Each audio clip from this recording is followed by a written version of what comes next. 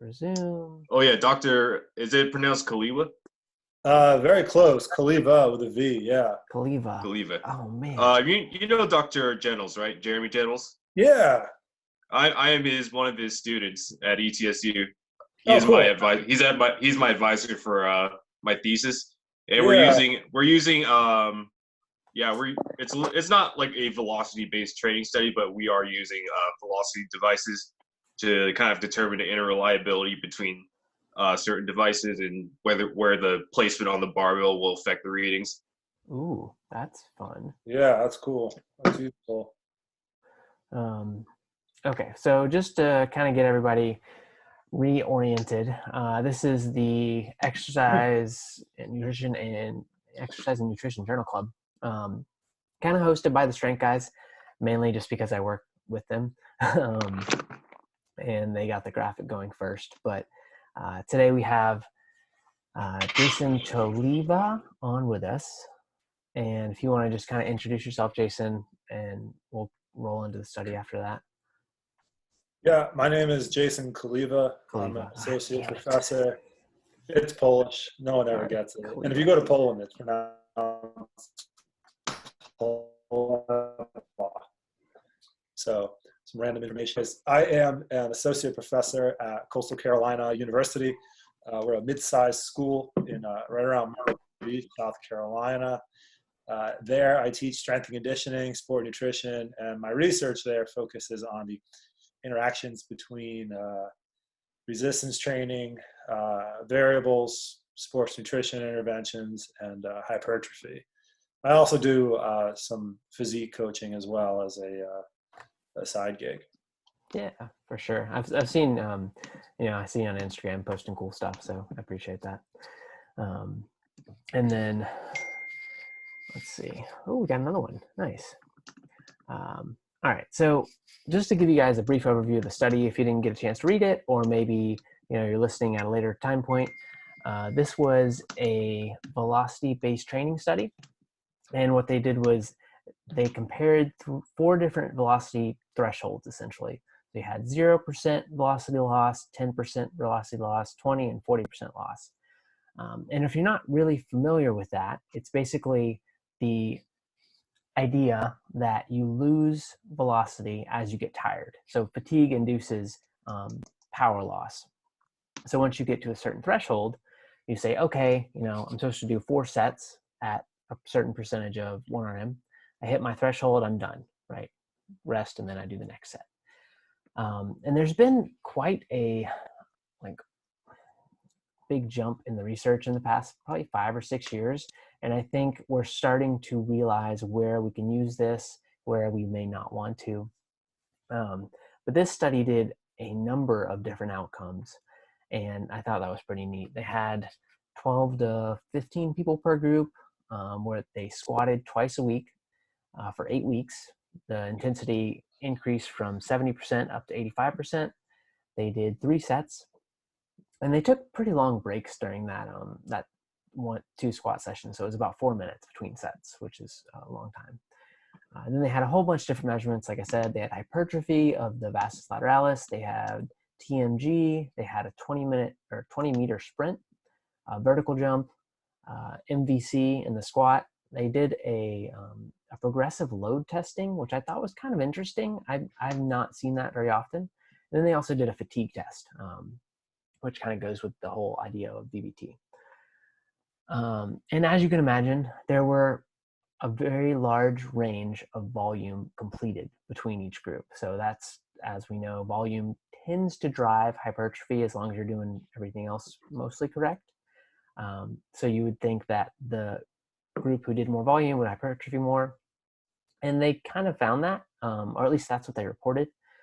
But they found no differences between groups in sprint or jump or strength. And then let's see, what else did they report? They also reported rate of force development and a delay of time, a slowing of delay time, which I think Jason's going to cover a little bit of that because I'm not as familiar with the TMG data. And then ultimately, they basically were like, okay, we did this essentially a dose response study because they had different doses. They said 20 or 40% should be chosen to maximize kind of strength adaptations. So that's the kind of, in a nutshell, if you didn't read the paper, that's the idea. You can also, if you're listening, you can go back and read the paper and then jump back in. So Jason, did I miss anything? No, you didn't really miss anything, but a couple things I just kind of wanted to note in that the way they prescribe the repetitions may not be what is typically used or prescribed with definitely not hypertrophy training as we typically think of it, and maybe not for maximal effort strength training. So they had the subjects do a controlled eccentric, but all the concentrics were as fast as they could complete the repetitions. Mm-hmm. So if you think of with conjugate training with Westside, you have a dynamic effort day or a speed day. Yeah. So all the repetitions were done at maximal speed. So this differs a little bit with what you would typically prescribe with hypertrophy training, maybe a 2-2 tempo or a 2-1 tempo, eccentric, concentric, something like that. So on the one hand, there more repetitions were completed at a higher velocity, probably more high threshold motor units, but the amount of total work performed and the metabolic load were probably a little bit less in that highly fatiguing condition than they would be with a little bit more of a controlled cadence, or so I hypothesize. There's no data to Yeah, back and that up. I think, what I found interesting, and we can just kind of open it up for broad discussion, is the single exercise that they used. I mean, I get that you're trying to just look at the squat, and I can appreciate that from a minimalist scientific perspective. But when you're training in the real world, you're going to do a little bit more than squat. So I would have, it would have been nice if they added at least some, leg presses or something else on there to just make it a little more realistic. I cannot overstate how much I really like the 0, 20, 40% design, or 10, 20, 40. I think if there's one thing I've learned and during my PhD and postdoc, it's that you always start with a dose response. Obviously, these guys did not do that, but they circled back to it because then you can figure out where your benchmarks are more closely. So I do want to give them a lot of kudos for that. Let's see, other things that we wanted to talk about. I thought the subjects were kind of broad. I looked at a couple of the other studies, and they kind of have like a big range of experience and exercise sessions, and it seems like it's almost too broad for what they were trying to do. It's maybe if they narrowed it down a little bit, they could have gotten better results. Do you have anything? Yeah, there were two interesting pieces of the subject puzzle, and this is just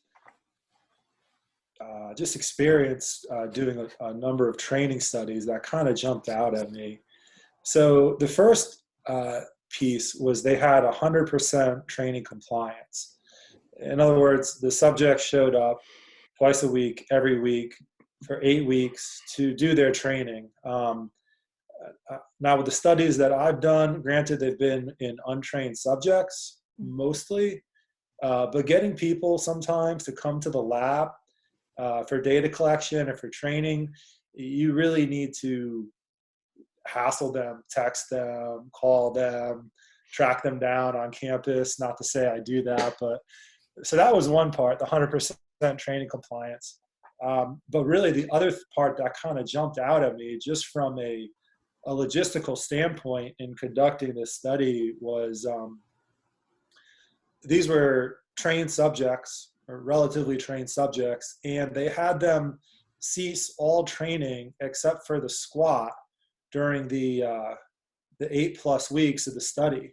Yeah. And so you can imagine someone who's been training for a year, 2 years, 3 years, has made some gains in strength and muscle mass, and telling them you can't do anything else except squat twice per week, no bench press, no back, no arm farm, nothing. And getting them to comply is, I kind of wonder how they monitored that and how they ensured that they did that, because just working with people, it's hard enough to get them to come and do Yeah. what you want them to do. And we could have a podcast, I think, talking about all of our experiences with particular subjects in human training studies and the silly things they've done that have made us pull our hair out. But I just wanted to bring those two things up. Yeah, I think no, that's a really good point. And there's a couple different terms that we use for basically compliance. So you'll hear compliance or adherence or sessions attended, sometimes a little more broadly. Um, and what we do is we have two numbers. One is like how well they complied with the training, and then one is did they show up, right? Mhm. And so that usually gives a better idea of what's happening. And I have worked with older adults, so they always show up. They're retired. That they don't have anything else to do. But working now more recently with some trained, some untrained ROTC cadets, that has been very interesting for sure. But anyway, I digress. So moving on to, I think the ultrasound images were pretty standard. I read the methods, as much as I saw, they had 72 hours pre, 72 hours post. Shouldn't be any muscle swelling like we've seen with some other potential studies in the past. So good practice there. Let's see, let's see.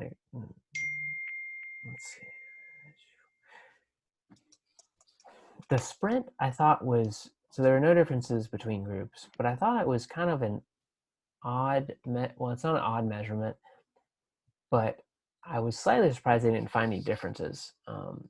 It in my head, it's their attempt to translate things to sport, right? So we want to train for our sport. That's kind of what I was thinking there, but I don't know if maybe they didn't do a long enough sprint.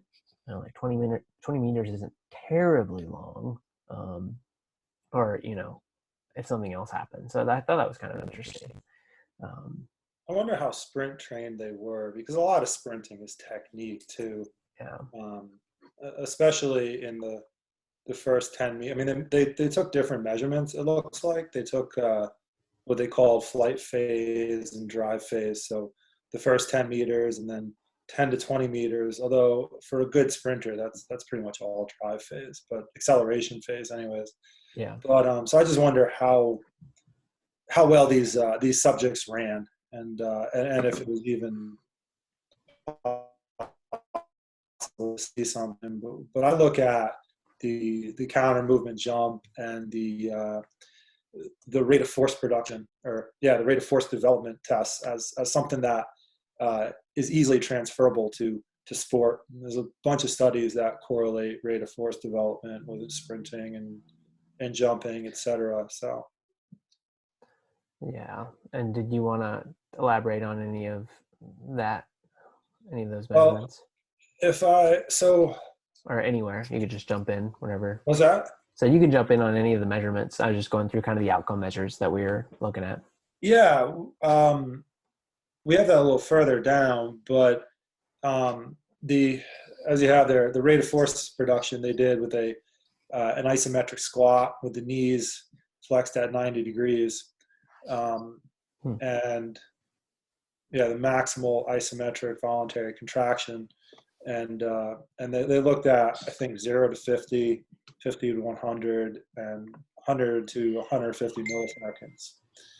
Those are the measurements they took. But if you look at the methods, they reported a really high test-retest reliability covariance of, it was like 20%.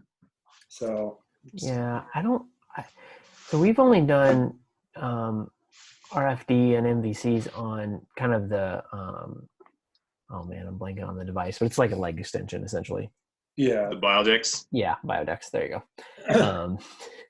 And so I would actually think this with the squat might be easier. I want to try it now.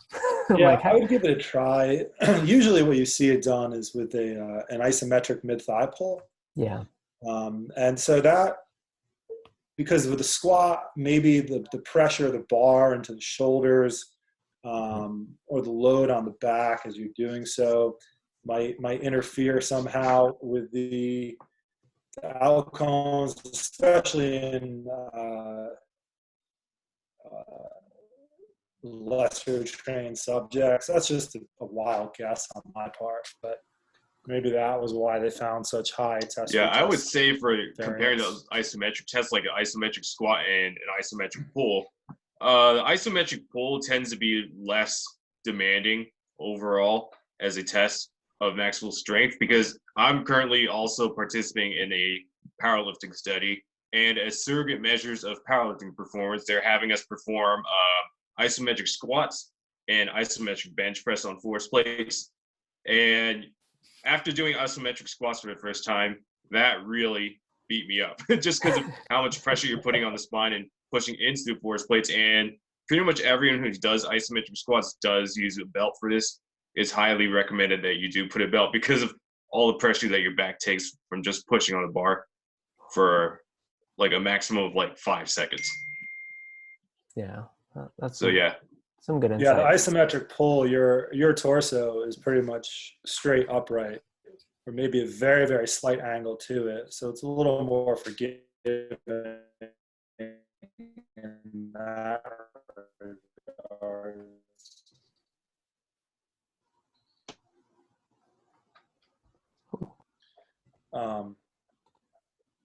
Yeah. There's actually AUT has some good videos on that. I think on their website for methods type stuff. I ran across those back in the day. Okay, so I wanted to cover a little bit. Oh man, I might be lagging. Maybe not. A little bit of the stats because You want to look at the Tensi DMG? Oh yeah. So Talk I about was gonna. that really quick. Yeah, you can go ahead and take that one too because I've actually never done that in the lab either. There's a couple of just clinical measurements that I'm like, yeah, I've never done that. I've never, disclosure, I've never done in the lab either, but I never heard of it. So I wanted to look it up. And so it looks like they are essentially measuring the radial displacement or how much a muscle like flexes in very simple terms. And I'm going to draw a quick figure. I don't know if I can show it to you here. Yeah, for sure. I actually, so when I was reading the study, I went and I laid down like they would try to do, and I'm like, okay, Yeah. this is all right. This is what they're doing. So while you're drawing that, we do on the biodex again, we'll do a e-stim into quads to do like super contraction, basically to see if older adults are maximally stimulating, and they usually are. But you can kind of get a little bit extra out of them. But yeah, this one I was like, I've never seen or heard of that. Me either. It sounds interesting. So yeah, it is. It's not voluntary. It's an evoked twitch. Yeah. And can you see this here? Yep. Okay, so they look at essentially the displacement, and you have this delay time, which is the time from the start of the signal to 10% displacement. Here is maximal displacement, and so the time from 10% displacement to maximal displacement is the time of contraction. They measured that.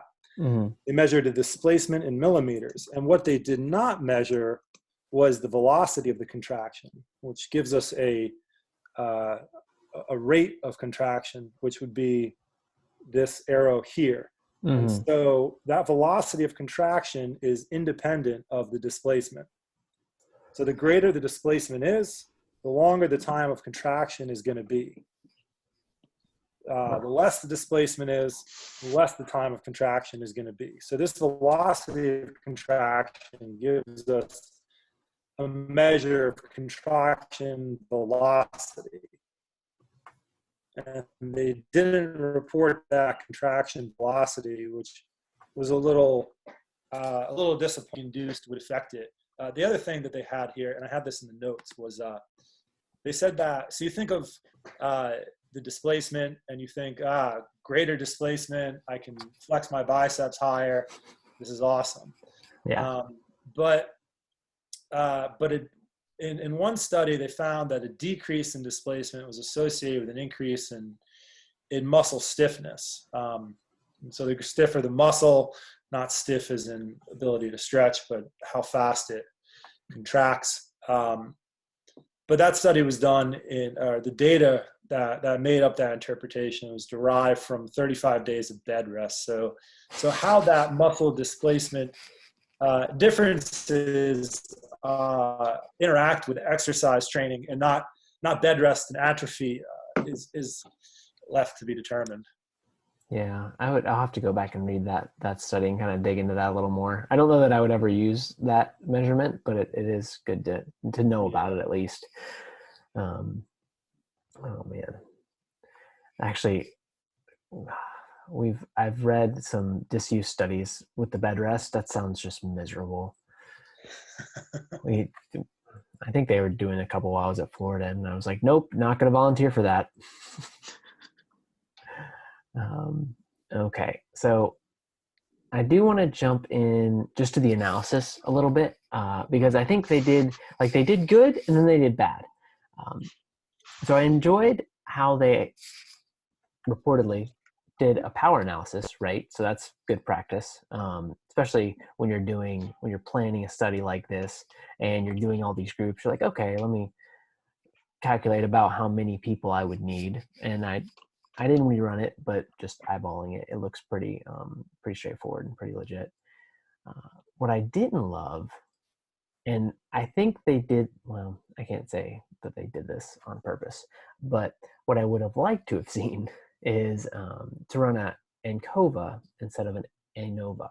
So they did a 4x2 factorial and ANOVA with a Bonferroni post hoc, just to look at to see if there's kind of significance anywhere in the initial test, and then determine where that significance lies. Is it, pre to post, between groups? Is it, is velocity 0 better than 40 or 20 better than 10? So look at all the different factors. But most of the time, they didn't actually find kind of an overall effect. So then technically you're not really supposed to go in and look at, individually look at the groups. But the reason I think they did that, the initial ANOVA, was because it's a little less strict, less stringent. It's easier to find those differences. And it would have been more interesting if they ran ANCOVA and covaried, because they probably had a lot of differences just looking at their data, and they don't have individual data points, so I can't look too hard at it. But to covary for like initial squat strength, or covary for years of training or lean body mass or something, you could actually do a number of different things. But that is the way I would have done it, and they might have tried that and not found anything and then reran it a different way. I know that's not what you're really supposed to do, but people still kind of do it. I also, I think you had it in your notes, Jason, but I was kind of disappointed they didn't have just effect sizes for people who, may not know any of this type of stuff. It's just like, give them an effect size. That's pretty simple.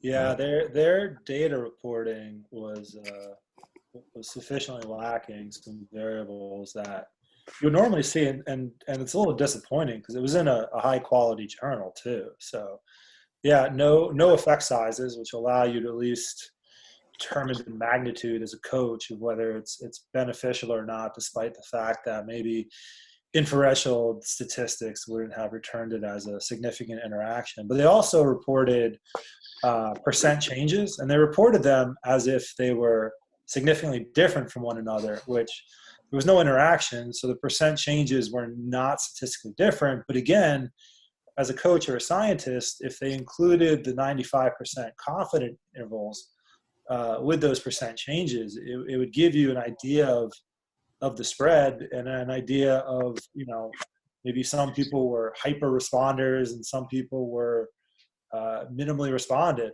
or got no benefit or decreased. So the way the data was reported, the way they ran post hoc tests when there were no interactions, like you said, was a little disappointing to me too. Yeah, and I think they had so much data for just for the study in general. I I almost want to say they should have split it out into two studies or two papers.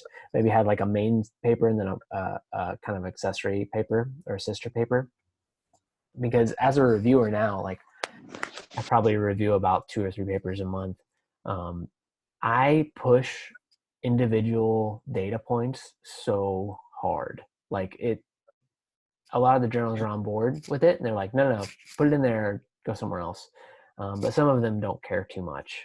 But I think that's really important because if you're not going to report the confidence intervals and you're not going to do the effect sizes and this stuff, at least you'd be able to look at the data and say, okay, well, yeah, you're right. Like you said, there's a high responder in there. There's someone who was squatting 5 times a week or something ridiculous. And when you take them down to 2, they just don't, nothing happens. They detrain a little bit. That was, like you said, disappointing, but I've seen worse. So I'll kind of leave it at that there. Is there any other things we wanted to go over in terms of just general discussion? Or Hanson, did you have anything that you wanted to cover? Let me see. I think in general, yeah, with a lot of studies, like just at the overall study with velocity-based training, I am still unsure of how efficacious it can really be in practice, especially with studies like this where they're not using like a protocol where that a coach is really going to give to the athletes. And for addressing the question of like different velocity thresholds, I would want to see obviously like a program that's more in line with what people would actually do. And yeah, velocity thresholds are, yeah, like you said, this paper would need to be like, or all this data would need to be in like 2 to 3 separate papers to answer different questions more effectively, perhaps. Yeah. And I guess with that, so we'll circle back to like, what would you like to see next? But so for a practical applications approach, I think this tells a little bit. But Jason, you in your notes you have a really good point that I wanted to give you the floor for a practical approach with the fatigue. Thanks. Yeah. So what this study does is it illustrates the importance of controlling and or administering fatigue based upon the training objective and the periodization phase. This group had another paper. It was the same group, I believe, that showed a greater hypertrophy, and they compared 40 to 20%.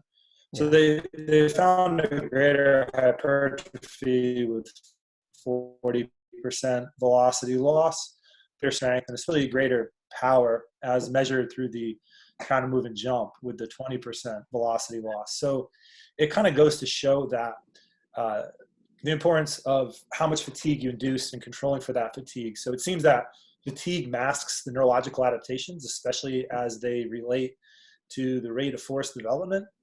And so if the objective is to optimize power, then fatigue needs to be closely monitored and minimized. And this is one of the reasons why it is hard to get incredibly muscular and incredibly powerful at the same time.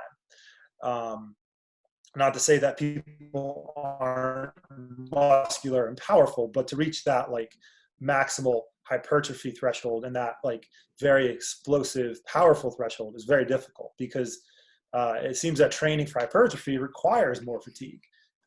As you saw with that previous study showing 40% velocity loss resulted in greater hypertrophy. And in this study, it showed a trend for greater hypertrophy with the greater fatigue as well.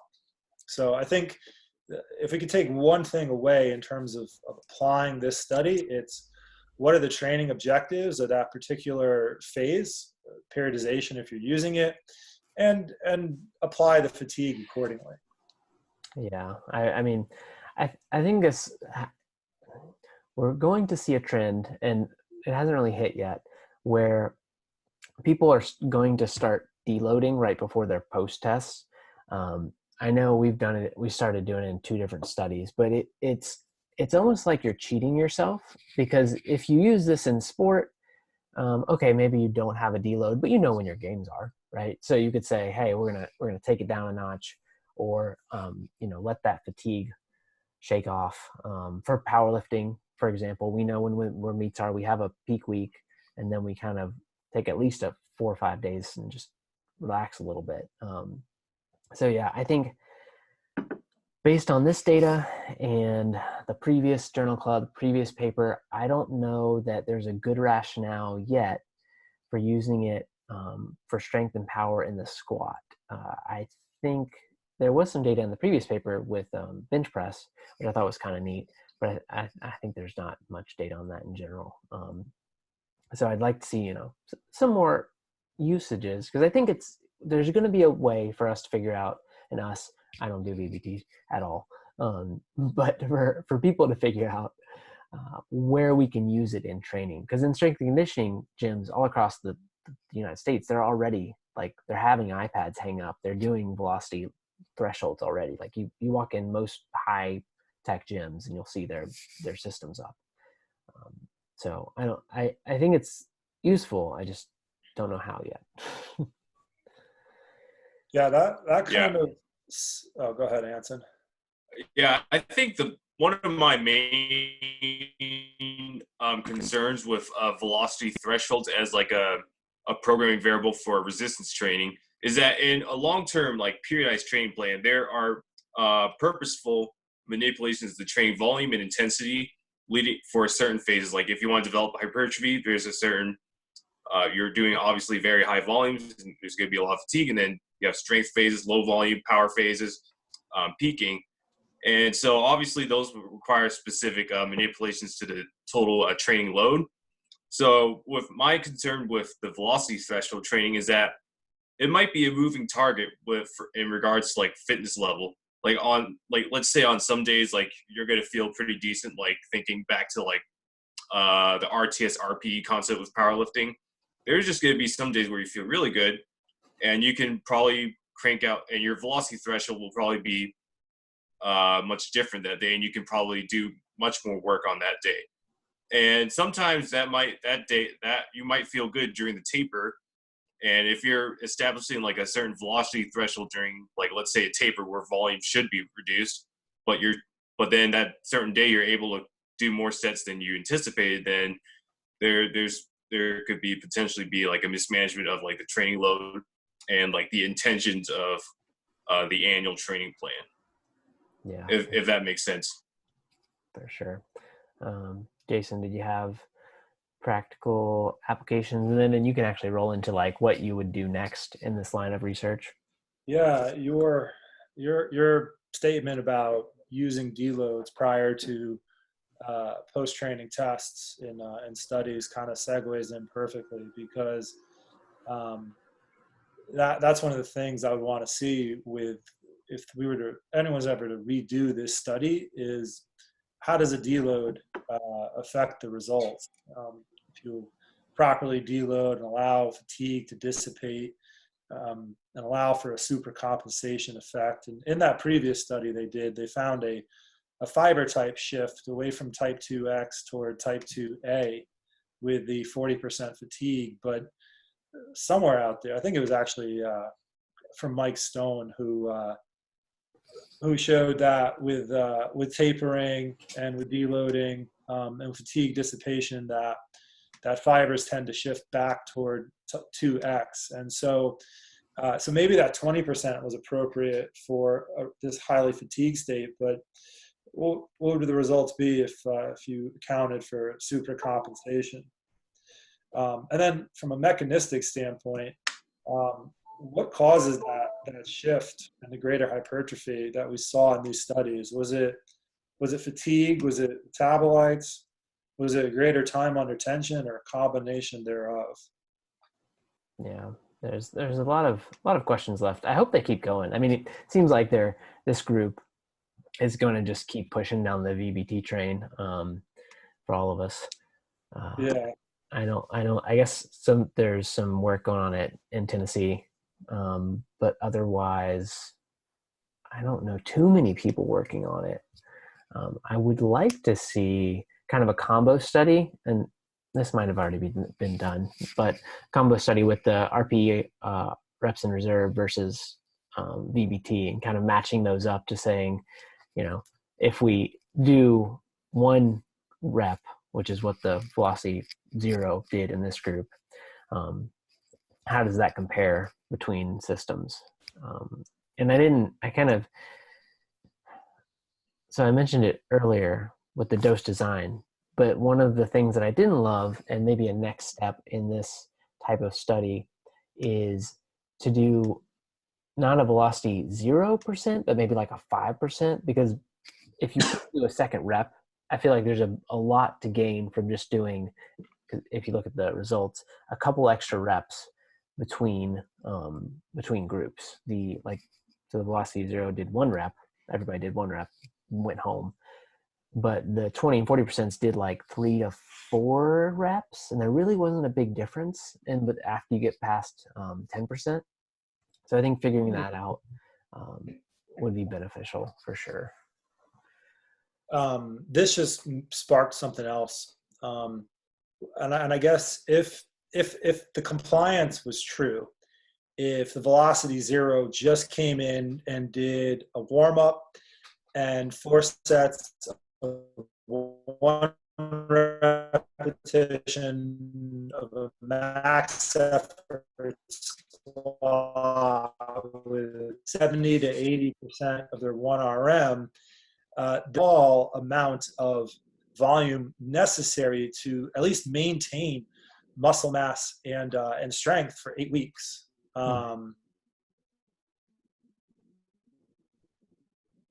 Because they didn't decrease in any of those variables. In fact, I think it said they increased a little bit in the squat. Yeah. Everybody increased like the same percentage almost. VL0 went from a mean of 99.9 kilograms to 112.9 kilograms. That's insane for only squatting basically 8 4 reps. sets of 1 repetition at like 70 to 85% of the 1 RM. Yeah. Maybe they were fatigued and they unfatigued during the study. Yeah, that was one thing they said in the limitations. There was no period of time between entering the study and beginning the training. So it wasn't like there was no familiarization phase. There was no most of the studies I've done have been in untrained subjects. So we use a 2-week familiarization phase before we test 1 RMs. But they could have been, everyone in that study could have just been busting their balls training. And then maybe they were in anticipation for only being in squat twice per week. And so it just shows like the effect of fatigue dissipation on performance. But I'm looking here at the cross-sectional area, and there was a mean of a 2.2% increase in the VL0 group. Mm-hmm. And granted, the error bars are pretty high on this. It'd be very, like you said, it'd be very interesting to look at the individual data points on here. But at least it shows that it doesn't take a lot of work to maintain muscle and strength. And so if you find a busy period of your life coming up due to career, family, personal, travel, whatever, there's not a lot of excuses to lose. Yeah, for sure. That's a really good point. It's interesting, and the point of the journal clubs is stuff, this kind of like organic stuff comes up, and you're like, wow, I didn't even really notice that. So that's why I like them so much. But I don't think I have anything else that I wanted to talk about. Do you? Either of you guys have anything you wanted to mention? I think it would be go first. No, you go first. All right. I think it would be interesting to compare like how velocity thresholds would differ in between people with different strength levels. Because obviously, for a guy who can squat twice their body weight, would have different velocity thresholds in compared to someone who's only squatting their body weight. So I'm not sure if there's any literature on that, but I'd be really curious to see how it would differ, and obviously like the long-term implications and such. Yeah. That's a good point, Hanson, because when you're squatting, you're not just squatting the weight on the bar, but you're also squatting your body mass. And so if we're looking at these velocity characteristics and looking at what 70% 1 RM is on the bar, and comparing two individuals that squat the same amount of weight but of different body masses, then that might also affect how fast they move that load. Yeah, for sure. Interesting. Good points. And it also the part is with the execution with the lift, like especially if you're doing with trap bars or just squatting in general. Some people will move the bar like very ballistically at the after they get through a sticking point. So when you have that like shaking of the barbell, that does affect some of the velocity readings, obviously depending on which device is used.